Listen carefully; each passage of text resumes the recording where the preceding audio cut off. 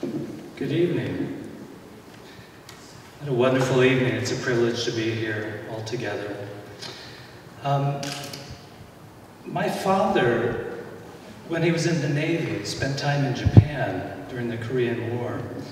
And it made such an impression on him that my three siblings and I, when we grew up, knew how to count to 100 in Japanese very early on, and grew up with Japanese decks and bonsai gardens sprouting in our San Joaquin Valley conservative area. I think his influence probably helped lead me towards an interest in Buddhism and meditation these many years, and finally as a poet. So I feel a particular connection to Japan. The poem I'm going to read, I'll read two poems. The title poem of the collection is called The Jeweled Net of Indra. There's a little epigraph that goes with it. The metaphor of Indra's net, one of the faces of God in the Hindu tradition, is attributed to an ancient Buddhist teacher, Hindu teacher named Tshun, who envisioned life as a vast net with a jewel at each juncture. Each jewel representing an individual life form, atom, cell, or unit of consciousness, reflects all the other jewels in a cosmic matrix and is intrinsically and intimately connected to all others. A change in one gem is reflected in all the others. The image of Indra's net conveys that the passionate and constructive contribution a person makes produces a ripple effect of beneficial action that reverberates throughout the universe. And by the same token, one strand of the net cannot be damaged without damaging the others.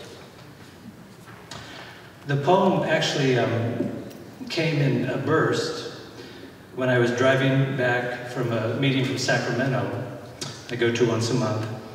And I had a mystical experience while I was driving. I was very careful. But I saw people working on the road. I saw the white lines. I saw the asphalt. And suddenly the entire interconnected vision of it all came to me while I was driving. I went home and wrote this down. The Jeweled Net of Indra.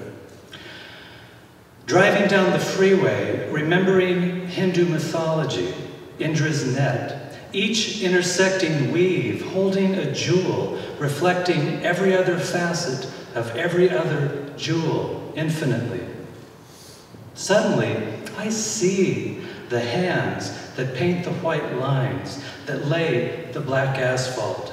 Hands of a man joyous or lost, soap scrubbing his body clean for dinner and beer, for the wife who loves him.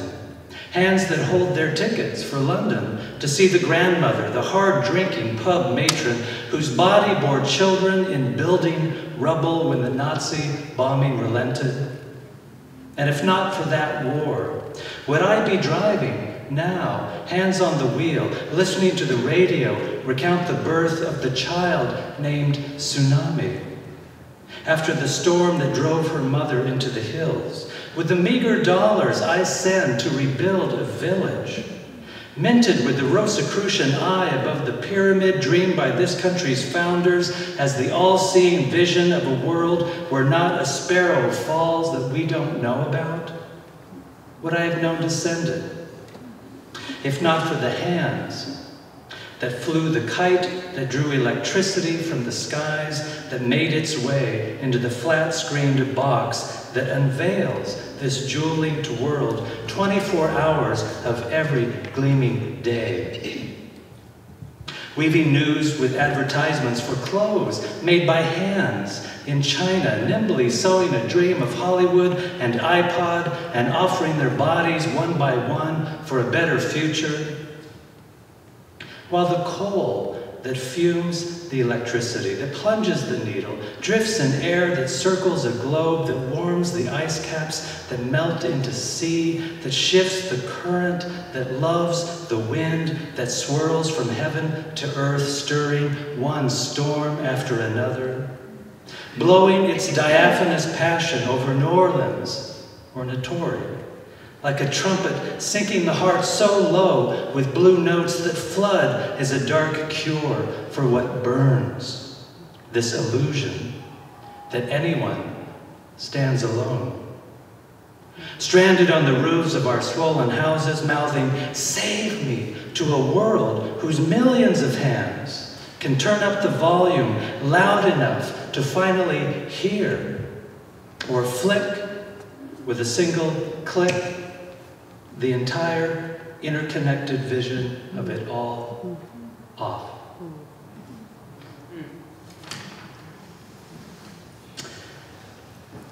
And then one more from the same collection. I like to read stories and read the newspaper, and it's a little overwhelming at times. We get to know everything happening everywhere. It's easy to be reminded how interconnected we are. So this poem is entitled, "Every Story is Mine." Fearless, I open the newspaper another day. Unroll the modern parchment, this divine scroll, unfathomable. A quick scan of the headlines, the fine print of each obituary. There is never enough tragedy to ensure your own safety. Dressing for work, I pray the day's gauntlet escapes the evening news, that I return home unscathed, intact. Fate is impenetrable. This is why every horoscope, tea leaf, chicken bone clattering to the ground as dice holds such fascination. Will we become what we fear, what we hope?